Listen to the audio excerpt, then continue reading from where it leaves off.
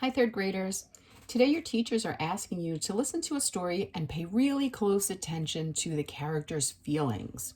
When I'm paying close attention to something and I need to write down my thinking, I like to do that in a thinking map because that helps me organize everything that I might want to write about or talk about later. So the question I'm going to write down is my guiding question. And the guiding question is what helps us decide what kind of map we're going to be using. So I'm going back to the directions, and the directions say that we're going to think about and track the character's feelings and tell about them with some details. So I might start with the question of how are the characters feeling?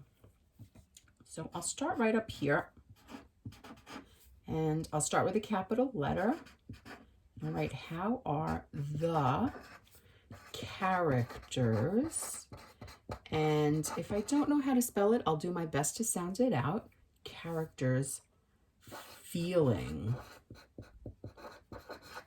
in the story.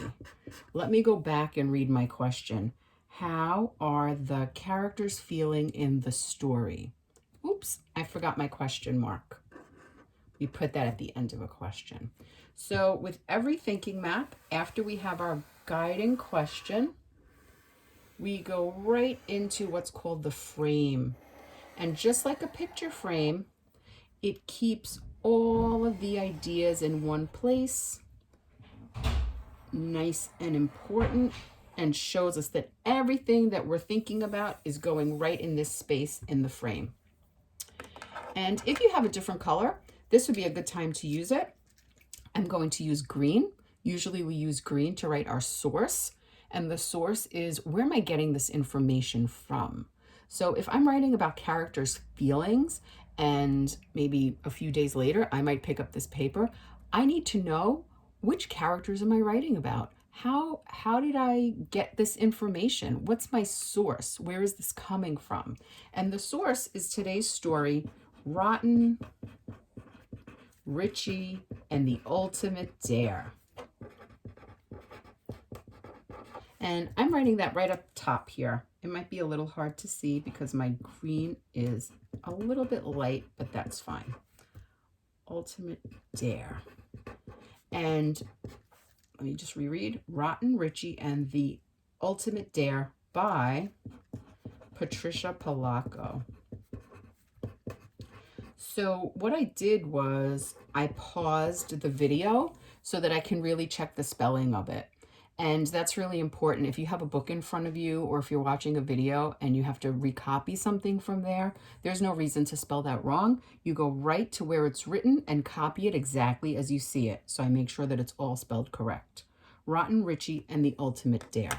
So let's go back to that question so I can figure out what kind of map to make. How are the characters feeling in the story? So that word character is a really good clue. It sounds like there's more than one person or character I'm going to have to keep track of. And that sounds like I might have to make a bunch of different lists. So when we have to make many different lists, the best way to keep track of that with different categories would be a tree map, because a tree map has many branches. And on each branch, we will be able to put the character's name. So my tree map needs a name. It needs a topic. And I'm going to call this characters' feelings. All right, my characters' feelings. This is my topic.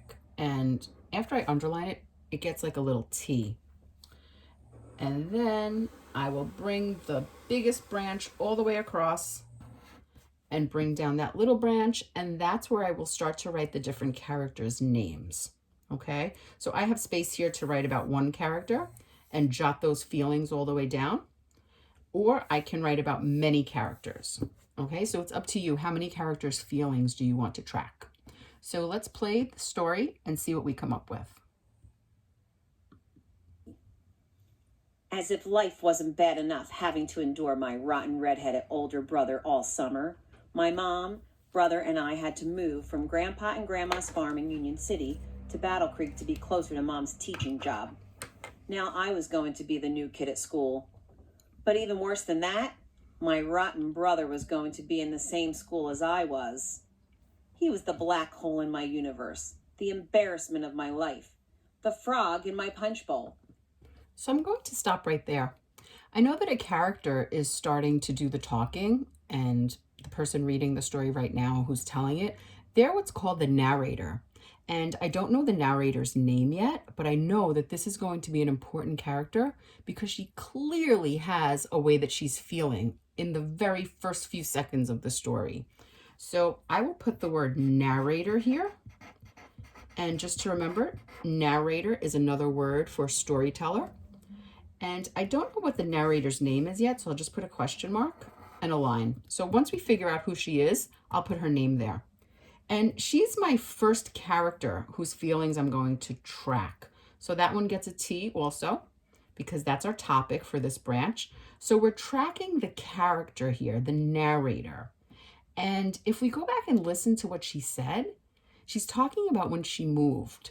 And then she starts talking about her brother and how it doesn't sound like she likes him very much. So I'm thinking she feels like, she might be feeling a little uncomfortable. She might be feeling a little unhappy. I think unhappy is a good way to tell that this character is feeling right now. So right there, I will write the word unhappy. And just for myself, I like to write a detail from the text to help me remember when I figured out that she might have been a little unhappy. And again, in a different color, or in the same color if you like, you're just going to write a little something that will help you remember what part of the story led you to believe she was feeling unhappy. So here I'm going to write about when she talks about she was moving. So she moves and she's talking about her brother.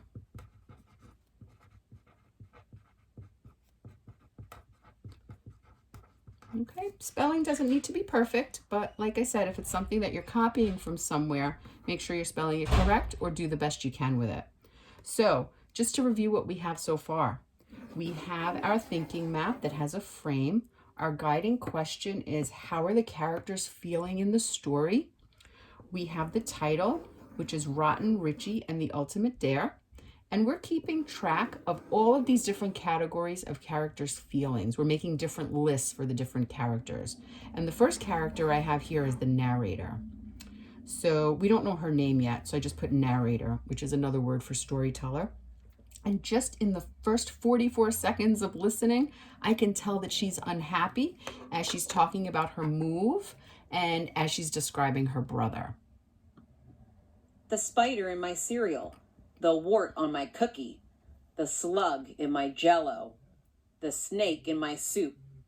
In other words, this new school was going to be a disaster. All because of him. I mean, he picked his nose and looked at it. He chewed with his mouth open. He spat when he talked. He made rude noises with his armpits. So it sounds to me here, as I pause it, that I'm looking at the photos and I'm listening to her voice and listening to those words. And as she's describing her brother, a word that comes to mind is disgusted. She seems disgusted with him. She really does not seem to like him. And then on the side, I'm thinking I'm going to write when she is describing the things he does. She's describing how he behaves. And your details should be pretty exact, so I'm going to listen a little bit more to see if she says anything very particular about how he behaves. And odor? My rotten red-headed older brother stank. So I could say she's describing how he behaves and how he smells. Gross. So right here, in the first few minutes of the story, I already have two feelings that I found that this narrator or character is feeling. So she's feeling unhappy, and she's feeling unhappy when she's talking about moving and talking about her brother. She's feeling disgusted when she's describing how he behaves and how he smells. And I'm sure as we listen to the rest of the story, her feelings are going to be changing many times throughout.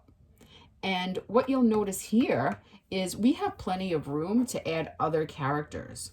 So I'm curious to know how her brother might be feeling. Not what she thinks about him, but how he might be feeling. So I'm going to put brother there, and the brother's name is Richie. He's our next topic.